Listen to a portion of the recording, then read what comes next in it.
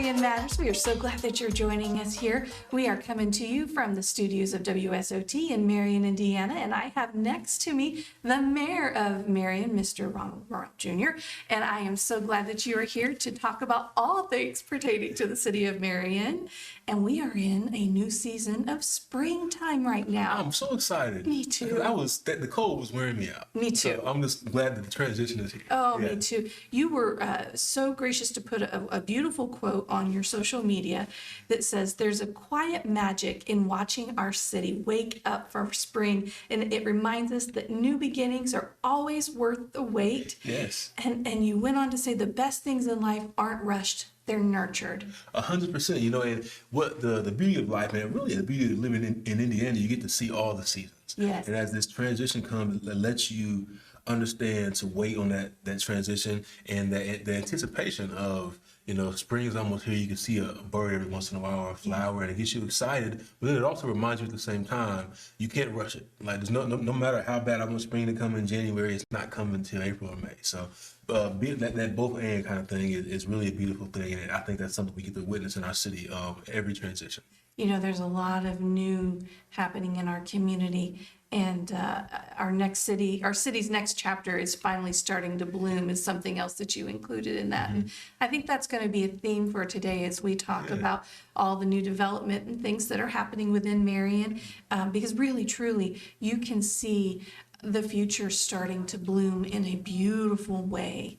And you know, speaking of beautiful opportunities, there was an organization, you have been traveling around to schools, and you have continued with your literacy campaign and speaking to students all throughout Marion and Grant County. Yes. And you, not too long ago, had a visit to the Circles of Grant County. That's a Pathways to Success organization that helps students find their goal or their track in their career in life. Can you share with us a little bit about that? Yeah, so that was it. So actually, you know, that was my first time hearing of that organization. They reached out to me, wanted me to come and, you know, speak, and it was an amazing thing. I think there was probably 10 kids in there, and they were very inquisitive because that's the age group they were. Yeah. And they, the intent behind the meetings are helping kids get a pathway out of poverty. So showing them different career paths and talking to them about all the different things that are available. So I talked to them about, you know, how to become a mayor, what that looks like, and if they wanted to get into politics, what's some directions they can go.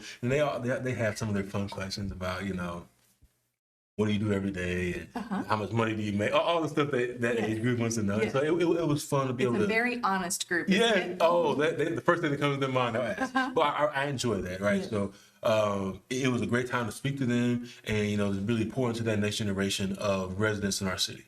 Yes, yes. And, you know, that's something that I think folks are becoming a little bit more aware of, is your heart for the next generation and for the future. And everything that you are doing through your administration, it's very evident that that is a very much an underlying theme or focus of yours, is preparing for the future generations today. Yeah, you know, so that meant my background before I became mayor was working for 2 youth organizations. I did Youth for Christ for a while, and I did the Boys and Girls Club of Grant County. So just understanding the importance of curating a city that can retain the talent that we have here. So one of the things that I feel like we've struggled with in Marion is we let our talent move away. We're bleeding way faster than what we can attract new people in. So if we can create a city that can keep the next 10 to 15 years of their kids now, but they'll be adults in the next 10 to 15 years. If we can keep them here, then our city begins to grow in population. And it begins to grow from within, as opposed to having to wait for someone else to move in.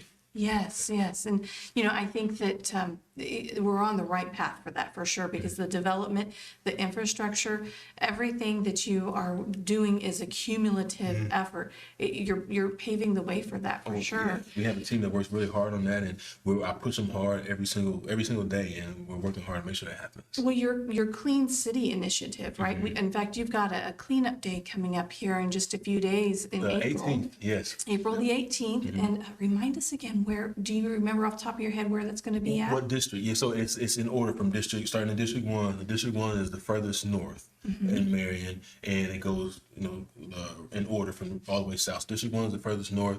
District 6 is all the way further south of the city, and all the other districts are in between. So the central location is at our Marion Street Department, where if you want to drop your trash off, you can actually physically drop it off there. But if you want to leave trash on your curb, it has to be within the District 1 area for this one. For this one, and then each district gets their turn. Gets their turn, right, correct. and there's dumpsters and everything available. Yes, So yes, yep. it Bring is- as much trash you can dream of. Yes, Boy, yeah. think about springtime, spring cleaning, Yes, right? this is the perfect time. Oh, and you Yes. are lucky if you're in that district. Yes, yep. And speaking of cleanup, you've got blight elimination efforts underway Yes. still, and you are making some great progress. Yeah. And every time structure is taken down that was a blighted structure, you are eliminating one more expense of having to maintain that Yes. property, and you are setting the stage for growth and new to come. Yes, that's the hope of this. So it's really a multifold approach. So one thing, I had a chance to speak at a groundbreaking yesterday, or ribbon cutting rather, yesterday for Alliance in Parkview, which was where the old Walgreens was Okay. on 26th This Street. is on the south end of town. Yeah, on south end of Okay. town. And I shared with them is they're actually participating in our initiative of turning blight to beauty. So that old Walgreens had closed, it was sitting there vacant, and they Yeah. came in and transformed the building into a beautiful structure. So from a city perspective, we're doing that with some of the vacant homes, whether it's tearing them down and turning them into green space or building new structures, or trying to sell off some of the older properties that we have amassed over the years to get people to get them on the tax roll again, and to get people to come in and take pride in those areas. So this back to the transition, right? So Yeah. going from something that has been blighted and torn down and dilapidated for an extended amount of time, making that transition into beauty. It takes some time, but we're trying to make the momentum in the right direction to see that change happen. I am so excited to see all that change. And as you were talking, I was reminded of one of those questions that the kids were asking. Yeah. I heard somebody asked you if you were Mr. Clean. Yes, Mr. Clean. Yeah, That's charming. the kids was good because it's like a double entendre, right? Because being bald, the Mr. Clean idea, but then also the concept of cleaning things up, right? So I give it to them. They did like a double entendre joke, and they're amazing, right? They're good. But I lean into it. I say, sure, Mr. Clean, I'll buy into that. We're cleaning up the city, and if you want to know me as that, that's great. Yeah. It's true. And you know what? There's worse things to be known as. Yes, Right? yeah. So I'll take it for sure. Yeah. Oh, well, we've got a lot of fun things coming up this year too for 2026. And we are going to, let's jump forward to the summer for just a minute, because, Marion's always had a lot of wonderful events, outdoor events, community events, a beautiful history of events. And we've got America's 250th celebration coming up this 4th of July. Yes. And I understand that you've got some big plans up your sleeve for the July 3rd celebration in Motter Park. Yes. So, for those who might have been around for a while, remember some history, there was an event called Cruisin in the Park. Yeah. And I think that's been gone now for, I would guess, 25 or 30 years. A little bit. Mm-hmm. So the idea was to bring that back, but then mesh it with our 4th of July Independence Day celebration, which is technically on the 3rd of July. So how we did this is, because that event normally starts at 5 o'clock in the evening and runs till 10. So the car show element, Cruisin in the Park, runs from 11 a.m. to 3 p.m. Then they give a 2-hour transition time. Then it goes right into what we always traditionally have as our Independence Day celebration. So the reason why we decided to collab those events is because we have already a large built-in audience that comes out for that 3rd of July celebration. And so we wanted to make sure that we had a lot of people out there. And this is going to be a tremendous full day now. Now the party's going to go from 11 a.m. to 10 p.m. And vendors and food and traditional cars, old school cars, modified cars, and motorcycles, and then transition into the bounce houses and the band, and ultimately end the night with fireworks. So what better way to celebrate America 250 than muscle cars and fireworks? Oh, yeah, well, right? Yeah. And with and all the classic cars that are in our community. Can you imagine the show out that we are going to have? Yeah. And there's plenty of space in Motter Park and plenty of paved parking as well. Yes. So those beautiful classic vehicles and performance vehicles, they don't have to worry about driving in the mud or anything like that. They can stay shiny and clean and pristine. Is there going to be any kind of cost to participate in that car show? I think that the registration fee is $25. Very minimal. And I think if you come late, like the same day of, it's $30. So that's very doable then, I think. And I understand fireworks. Now, Yes. you had a great show. Well, yeah, Last this year's gonna be even better. Really? So I'm always in a friendly competition with Mayor Morrell. You know, I love Mayor Morrell in Gas City, and we're always in a friendly competition who can put the best show on. Well, you So, annexed Gas City. yeah, Marion. so it's not even a city anymore. Basically, we're just separated by a river. Best April. But this year we're bringing the heat on our 3rd of July celebration. Obviously with the cars, in addition to that, but the fireworks, we're gonna bring an amazing show. I cannot wait. So that's something to look forward Yes. to. And another thing that you've been doing, and I really appreciate this, is the Did You Knows that you've been posting on your Mayor Morrell social media account, and you're sharing those little bits of historical trivia. Marion has a long, rich history. And one of the things that you pointed out was the Christmas City U.S.A. Yes. that Marion has been known as since, what, the 1950s? It's a long time. And then, what's very interesting about that, we think about what people travel into Marion for, or just take Grant County, for example. People travel in obviously for James Dean and Ducktail. We have the motorcycle races for the Black Dragons and a few things. But when you think of like what people were known for, what people make traverse to our city, is the Walkway of Lights. Yeah. So that is still one of the most beautiful displays that people travel from all over to come and see. So that's a thing that arguably, I think we still are Christmas City. We're going to try to get that title back. Believe it or not, that's actually a real competition to become Is Christmas. it? Yes. You can look up a list of the cities that are considered that now. So hopefully that we'll keep expanding our Walkway of Lights and our festivities around Christmas, so we can be considered back on the top of that Christmas City list. Oh, well, I think that's something we need to aim for. I know we have a wonderful Walkway of Lights committee that oversees that effort, and there's a lot of very dedicated people that help make that whole event happen. And there's no reason that we shouldn't be at the top of that We're list. going to come back for it. Yeah. Let's talk about something. As we're talking about all the new and all the development, there's something that you brought to the forefront of attention recently, and that is a mindset. One of the things you've been very good to point out to everybody is that Marion deserves nice things, right? And there seems to be still a bit of hesitation to growth. And historically, we can look back over the years where, whether it was the General Motors plant in the 1950s, or you had, when Walmart came to town in the 90s, right?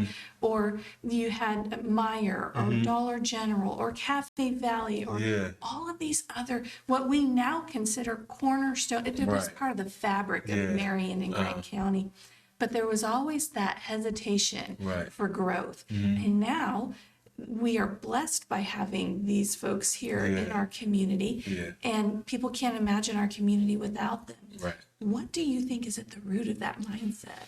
Ultimately, I think it's fear. It's rooted in fear and scarcity, right? So we, something new, something different, and I think that spirit of fear has had such a stronghold on us for an extended amount of time now, that anytime something comes new, or even just the ideology of having Marion deserves nice things, it strikes a chord in some to where they just won't accept it. So you have to continue to keep pushing past that mindset and encourage people to overcome that fear that something new doesn't mean you're going to be canceled, or something new doesn't mean that nobody will ever talk to you again, or you're going to lose your corner of the city that your market share, whatever it is. It's just, how can we exit out of the scarcity and fearful mindset? I don't know that I've had the privilege of speaking with a lot of people in the community, local leadership, et cetera, and I don't think I've ever heard anybody boil it down to that root of fear. And you have to be able to identify before you can address, right? And by putting that name to it, it is a spirit of fear. I think you've nailed it there. How do you fix something that's not tangible? I can't touch and remove fear. I can't pave a road. So there's some things I can do that are tangible, but this idea of being fearful of the future and fearful of new things is something that you can't necessarily put your hands on and correct. So it comes with kind of this well-rounded approach of being very communicative, like I try to do in all the mediums that we have, going out and sharing about town halls and just trying to bring people along on the journey to try to ease that fear of newness and ease that fear of change for a city. I think what you're doing right now with part of it is I think people need time. Yeah. Right? And once you get used to seeing that change, Yeah. and you realize it's not so bad, Yeah.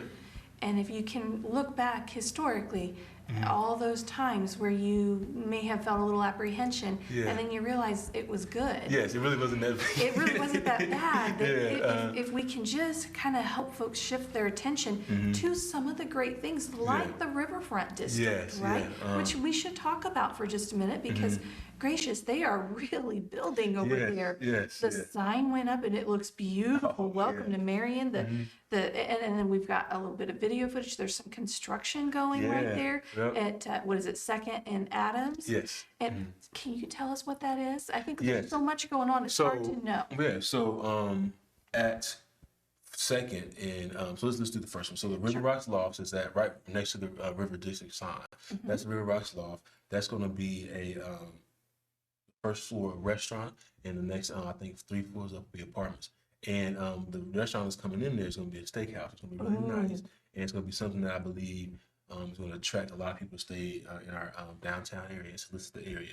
Then the other side, you're headed towards, I guess that would be west, and you get to First and Boots and Spencer, where it kind of Yes, that's a whole area Yes, that yep. you were So kind we of trying to cleared it figure up. out what to do with. So we cleared that first area out, and then all the area behind that is going to be more high-rise style apartments with a corporate headquarters moving into the downtown Ooh, from there. wow. Do Yep. you know who's going to come in? Yes, I do. I'll You let them do? announce before they. Oh, wait. Yeah, Is it still a secret? yeah, that part, who it is going to be. Still, the okay. project is not a secret. Okay. But who the corporate headquarters moving into that area is still a secret for now. Okay. But the project is what it is. That's not a secret. That's happening. Then the front part was we were originally going to try to build another building there, but it's interesting when you find out a lot of things get grandfathered in. So basically, that building that used to be there was grandfathered in because it is in a flood zone now, and rules change over time. So in order for us to be able to resurrect a new building in that spot, you would have to bring in, I think it was X amount of tens of feet of dirt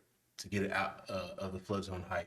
And what we decided to do is try to do something that can be built within the flood zone, which is our parks and grass and Yes. those green spaces and those kind of things. So I did a March Madness challenge to try to figure out what was Yes. there. And what ended up winning was this outdoor movie theater. So Ooh. the vision of it is not don't think like drive-in movie theater. This is sit on the lawn type, maybe 200 people at a time, sit on the lawn and watch a movie on a stage style large screen, and that'll be toward in the south side of the property where you can build something. It'll be like a concession stand, and think the poles with the string lights that run across. yes, That's yes, yeah, yes. that's what it'll be. Yeah. Oh, that's yeah. going to be, it's going to have a very festive feel, That style, very yeah. community oriented, and oh, gracious, that would be lovely. Yeah, it's going to be great. So that we're trying to attract as many people to come out there and hang out and have a good time, and all age levels and all income levels as well. Yeah, and that was another thing. Just, the movie theaters as a whole across the nation have seen a dip in Yes. interest because of everybody being able to stream things, Yeah. video on demand and stuff. And so that sense of community, though, being in an outdoor theater, coming in, because there's going to probably be opportunity for food and Yeah, other all fun those things things, too. yeah, yeah. So, I mean, that's going to transform that Yeah. area, that space, and going to rekindle, I think, an interest Yes. in movies and just community time together. Yeah, definitely. So there's thank you for giving us that overview, Yeah, because I think when you see all the news starting and you have put a focused effort in a relatively small area Yeah. initially, and you got the ball rolling Yeah. there, and then look at how that has just grown throughout the rest of Yeah. the community. You get it rolling in one area and other things start coming. Yeah. Talk to us a little bit about the Jones Heritage Project. Yeah. So with that what you mentioned is actually some advice that I got when I first started, was try to conquer 2 to 3 city blocks at a time, and then that was spread across the rest of the city. So I'm so glad that's good advice, and I took it and it worked out. It's working, Yeah. So Jones Heritage was a project we started working on February of 2024 is when I first started. And it was taking the old Jones Middle School building, converting it into loft style apartments. So essentially most of the apartments, the ceiling would be the height of the building. Converted into that, and it ended up being a $40 million development where it has the last I've heard now, this is the restaurant that'll be going in there will be an Italian restaurant. Oh my Yeah, goodness. so I'll let them announce what that is and how that works out. But I think it's 50 apartments in there with the restaurant and a coffee shop. Then they'll have outdoor amenities, games like bocce ball and things that people can go and play. And in the back will be cottage style homes. I think the thing that I can compare it to the best would be the Bellamy Estates next to Indiana West Oh, yes. football stadium. So that same kind of style will be in the back. Then there will be storage facilities in the back as well. So that corner is tremendously activated now because Lakeview Christian School bought Old Tucker building. Yes. And they're moving their school into there. So now that whole corner, which was blighted and just sitting there, Yeah. it just went from overnight essentially from blighted to one of the most activated corners in the whole city. Wow. Yeah. Did you plan that, didn't you? And some of it I did, some of it God just worked out. And just nobody else, nobody Like else that did you work. give Yeah. the credit, right? Yeah. You. That's powerful. And you said an Italian restaurant, because I know as soon as we talk about restaurant, folks want to know. You are not giving the name away yet. Yeah. But can you give insight as to, is it a national chain or is it This more will be of a more local regional? owned style. Local. Yep. Gotcha. Okay, Yep. so folks, you heard it. The Yeah. Italian restaurants could be Yeah. more local than national big chain. Yeah. So that, what, sometimes you get some of the very best food that way. 100%. Yes, because Yeah. you're not, your hands aren't tied. And there was another housing project that went in, the AlRose at the banks, and that's Yes. something we haven't talked much about. Yeah, so the hours at the banks is the name of the one that I was explaining that'll be on First and Oh, okay. yeah, technically Second and Boots. So that's the name of that, right? Okay. So it'll be that housing and that where that corporate headquarters is moving will all be called Hours at the Banks. That's the name of the project. Oh, Yep. okay. So thank you for Yeah, works out. Yeah. All straight. So Uh-huh. thank you. That's an answer to a housing. I remember you shared with me early on that there was a housing study Yes. that indicated that we were short in housing across the board of all different types Yes. of housing. All affordability levels. Luxury, Yes. everything. All affordability levels and all styles. So the housing study is still accessible online from the Grant County Economic Growth Council, but essentially showed we're about 2,000 units short, and it was a combination of affordability levels from like government assistance to luxury to single family homes to apartments. So in this this quarter that we're speaking of, we've been able to tackle all different affordability levels. So for example, Jones Heritage is what's known as workforce housing, which is, kind of fancy language for affordability for public workers like teachers and firemen and police. And then you have River Rock's Lofts, which is market rate, which is, above that, which what the technical market is. The arrows at the banks would be luxury, which is, expensive for Right. the area. So then Yeah. all within walking distance. And then right before I became mayor, they built, the Marion Housing Authority built the government assisted living. So now we're all within walking distance.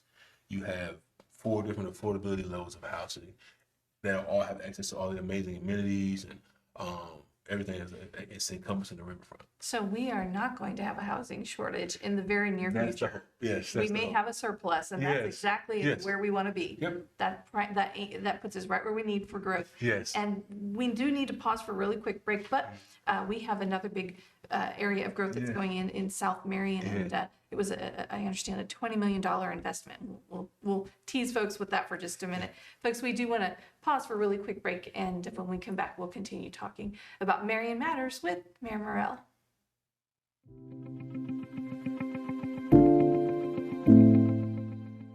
Today's programming has been underwritten by KB Technologies and Basic Systems USA, offering a combined experience of over 65 years, proudly serving customers locally and globally for a variety of technology and automation needs. Info online at callkb.tech and basicsusa.com.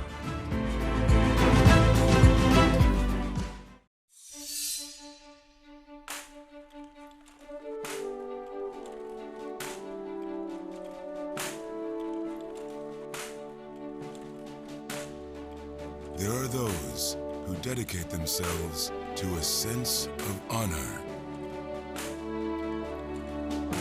to a life of courage, and a commitment to something greater than themselves.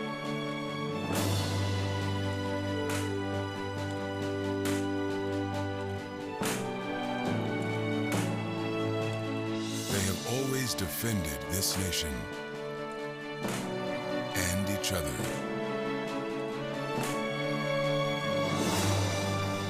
still do. The few, the proud, the Marines.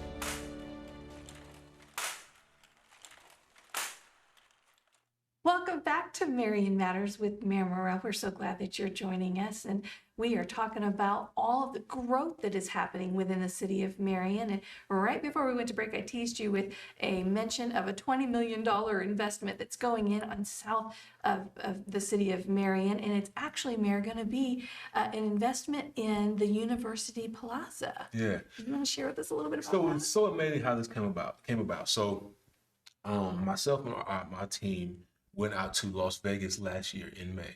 And the reason why is because it's a conference called ICSC, which is no lie, it's the most amazing thing. So the Las Vegas Convention Center, every restaurant, every retailer, every hotel has a booth. I mean, nationwide, everyone you can dream of from top to bottom, all in the same place. And it's the decision makers that are there. So we went out there with the goal to be able to land more business to come into the city of Marion in one of those spaces.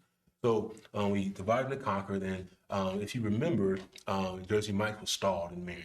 Yes. It took forever. So I went out there and met with their decision, and we closed that deal and made it. In Vegas. Oh, Yes. my goodness. And then Zaxby's, which is currently being built right in front of the Holiday Inn on the north side, we closed that deal there as well. And then the developers were for that space that's owned next to University Plaza, next to TJ Maxx. We ran across them in their booth, and we're negotiating this in a mallway. Hey, we want to put this in Marion. We're walking and negotiating, sit down, and letters of intent, and all these amazing things are that's happening. It was so overwhelming for me. It was my first time. And then I can imagine. Yeah, so we get it done. I'm like, oh wow, it's like an adrenaline rush. Yeah. We're negotiating. We're like, Yeah. it's crazy, right? So anyway, Yes. happened last May, and it was good to go. I'm like, yeah, so excited. I didn't hear anything for like 4 months. I'm like, it went away. And then probably we're in April now, so I would say probably in February of this year they come back and say, okay, we're ready to go. Oh, So, they were just doing all the groundwork to be ready to go. And then now here we are. And I think if all goes perfect, they're going to start construction in August. In August. Yep. Oh, my Yeah, goodness. so that's how ready to go that they're proposing themselves to be. All Yeah. from a one trip. Yes. You just listed real quick off the cuff three Yeah. big investments in our community made at a convention in Las Yes. Vegas. Yeah. Just bouncing around. And your very first trip to you Yes. go back to this. Yeah, we're going back, and so Yeah. we're going again in May this year. In May- to try to okay, be successful. Yeah, good. so Thank goodness not everything that goes on in Vegas. stays yeah, in Vegas. yeah. We need This it is to one of the come things that comes back. Yeah. Well, congratulations on that. And I thank you. cannot wait Yeah. to hear about how the trip happens in May. Yes, yes. You know, speaking of some other investments in the community, there is a company called ReElement, and we probably should give a shout out to them. Yeah. And then we also want to talk about some of the community pillars that we have. But ReElement, they are a global provider. Maybe I should stop and let you talk because Yeah. you have more information than I do.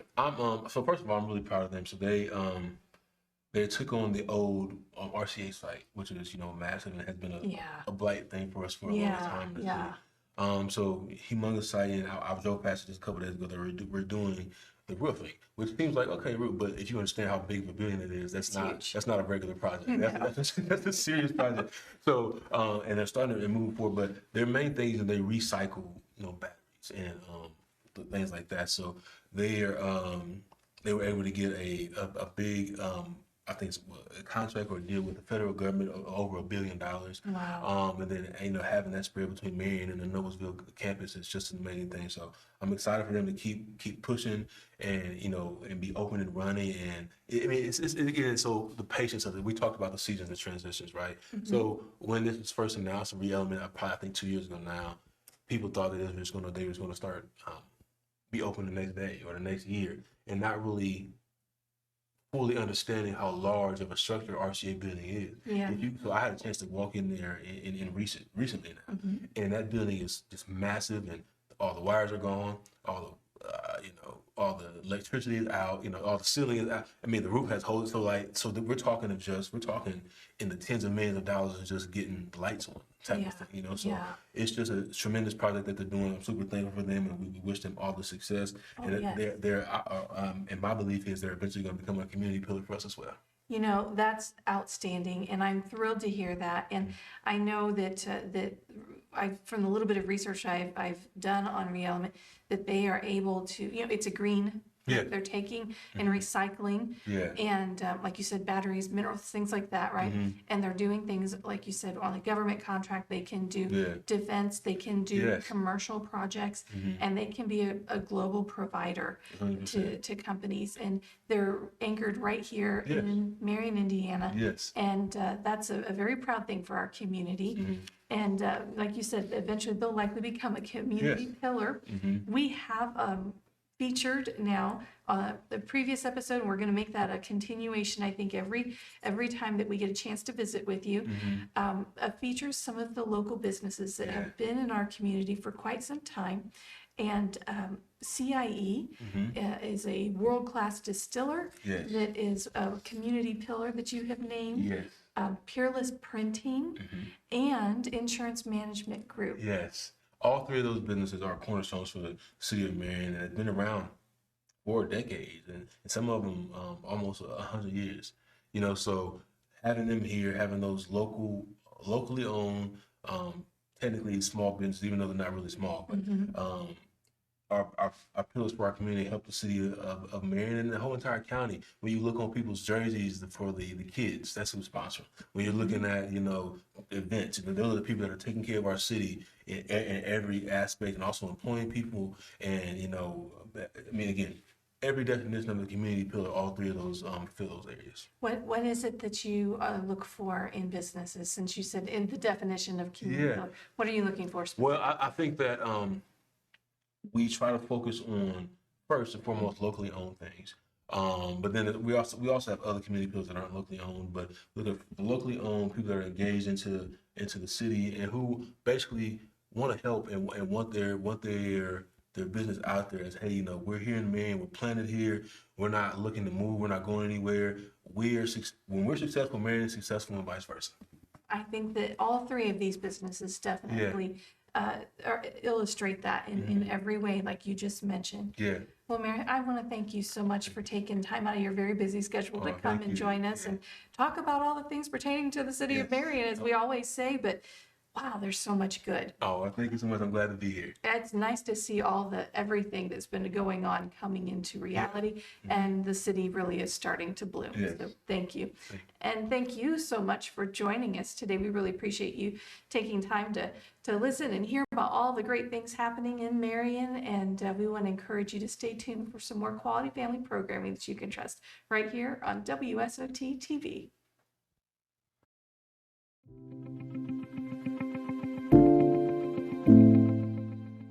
Today's programming has been underwritten by KB Technologies and Basic Systems USA, offering a combined experience of over 65 years, proudly serving customers locally and globally for a variety of technology and automation needs. Info online at callkb.tech and basicsusa.com.